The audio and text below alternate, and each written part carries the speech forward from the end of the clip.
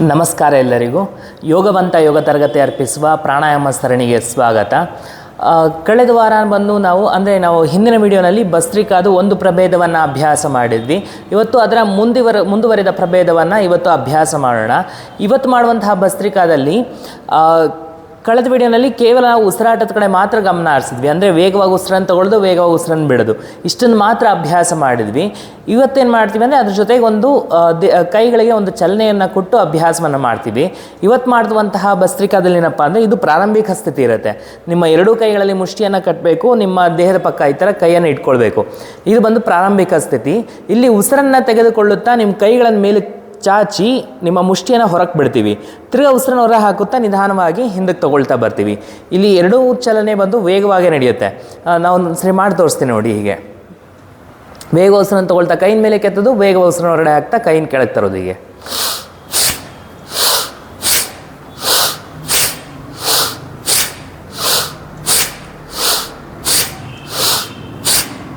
ಈ ಥರ ಅಭ್ಯಾಸ ಮಾಡ್ತಾ ಇರ್ತೀವಿ. ಉಸಿರನ್ನು ತಗೊಳ್ಳೋದು ವೇಗವಾಗಿರುತ್ತೆ, ಉಸಿರನ್ನು ಬಿಡೋದು ಸಹ ವೇಗವಾಗಿರುತ್ತೆ. ಈ ಅಭ್ಯಾಸ ಬಂದು ಏನು ಮಾಡುತ್ತೆ ಅಂದರೆ ಈ ಕೈಯಿನ ಚಲನೆ ಬಂದು ನಿಮ್ಮ ಶ್ವಾಸಕೋಶಕ್ಕೆ ಮತ್ತು ಹೃದಯ ಭಾಗಕ್ಕೆ ಹೆಚ್ಚಿನ ರಕ್ತ ಸಂಚಾರವನ್ನು ಒದಗಿಸ್ಕೊಡೋದಕ್ಕೆ ಸಹಾಯ ಮಾಡುತ್ತೆ. ಮತ್ತು ಈ ಭಸ್ತ್ರಿಕಾ ಈ ಭಸ್ತ್ರಿಕಾ ಅಭ್ಯಾಸ ಬಂದು ನಮ್ಮ ದೇಹದ ರಕ್ತದಲ್ಲಿರುವಂತಹ ರಕ್ತವನ್ನು ಪರಿಶುದ್ಧಗೊಳಿಸೋದಕ್ಕೂ ಸಹ, ಅಂದರೆ ಅದು ಆಮ್ಲಜನಕತ್ವವನ್ನು ಹೆಚ್ಚನ್ನು ಮಾಡೋದಕ್ಕೂ ಸಹ ಈ ಭಸ್ತ್ರಿಕಾ ಪ್ರಾಣಾಯಾಮ ಬಹಳಷ್ಟು ನಮಗೆ ಅನುಕೂಲ ಮಾಡಿಕೊಡ್ತಾ ಹೋಗುತ್ತೆ. ಅದಕ್ಕೇನು ಮಾಡಿದ್ವಿ, ಈ ಎರಡೂ ಕಾರ್ಯಗಳನ್ನು ನಮ್ಮ ಶ್ವಾಸಕೋಶ ಮತ್ತು ಹೃದಯದ ಭಾಗನೇ ನೋಡ್ಕೊಳ್ಳುವಂಥದ್ದು. ನಾವು ಈ ಭಸ್ತ್ರಿಕಾ ಅಭ್ಯಾಸ ಮಾಡೋದ್ರಿಂದ ಈ ಕಾರ್ಯಗಳೆಲ್ಲ ಇನ್ನಷ್ಟು ಸಮರ್ಪಕವಾಗಿ ಆಗೋದಕ್ಕೆ ಸಹಾಯ ಮಾಡುತ್ತೆ.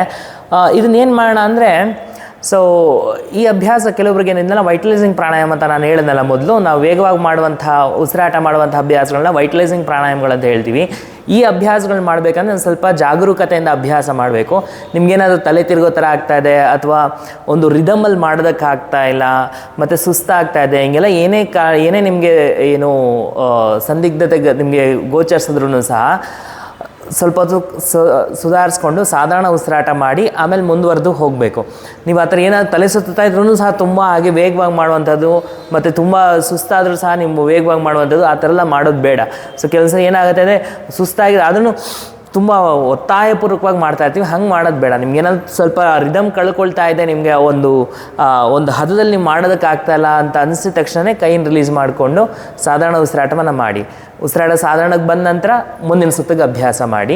ಹೆಂಗೆ ಮಾಡ್ಬೋದು ಅಂತ ಹೇಳಿದ್ರೆ, ನೀವು ಒಂದು ಪ್ರಾರಂಭಿಕರಾಗಿದ್ದರೆ ಒಂದು 10ರಿಂದ 20 ಕೌಂಟ್ ಶುರು ಮಾಡಿ. ಒಂದು 20 ಸರಿ ಮಾಡಿ ಸಾಧಾರಣ ಉಸಿರಾಟ ಮಾಡಿ. ಉಸಿರಾಟ ನಿಮ್ಮ ಒಂದು ಹದಕ್ಕೆ ಬಂದ ಮೇಲೆ 2ನೇ ಸುತ್ತು ಅಭ್ಯಾಸ ಮಾಡಿ. ಹಾಗೇ ಮಾಡ್ತಾ ಹೋಗ್ತಾ ಇರಿ. ಪ್ರತಿಯೊಂದು ನಿಮ್ಮ ದೇಹದಲ್ಲಿ ಆಗುವಂತಹ ಪರಿಣಾಮಗಳನ್ನೆಲ್ಲ ನೀವು ಗಮನ ಹರಿಸ್ಕೊಂಡು ಅದನ್ನು ಅನುಭವಿಸ್ಕೊಂಡು ಅಭ್ಯಾಸವನ್ನು ಮಾಡ್ತಾಯಿರಿ. ಮತ್ತು ಮುಂದಿನ ತರಗತಿಗಳಲ್ಲಿ ಅಥವಾ ಮುಂದಿನ ವಿಡಿಯೋಗಳಲ್ಲಿ ಇದರ ಇನ್ನಷ್ಟು ಪ್ರಭೇದಗಳನ್ನು ನೋಡ್ತಾ ಹೋಗೋಣ. ಅಲ್ಲಿವರೆಗೂ ಈ ವಿಡಿಯೋದಲ್ಲಿರುವಂತಹ ಭಸ್ತ್ರಿಕಾ ಪ್ರಾಣಾಯಾಮವನ್ನು ಅಭ್ಯಾಸ ಮಾಡ್ತಾಯಿರಿ.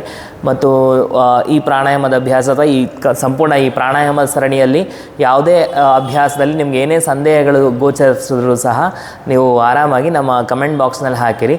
ಅದನ್ನು ನನ್ನ ಜ್ಞಾನದ ಮಟ್ಟಿಗೆ ಎಷ್ಟಾಗುತ್ತೋ ಅಷ್ಟು ಅದನ್ನು ಉತ್ತರಿಸೋದಕ್ಕೆ ನಾನು ಪ್ರಯತ್ನ ಮಾಡ್ತೇನೆ.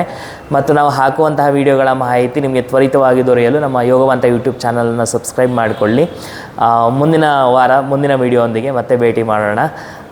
ಅಲ್ಲಿವರೆಗೂ ಧನ್ಯವಾದಗಳು.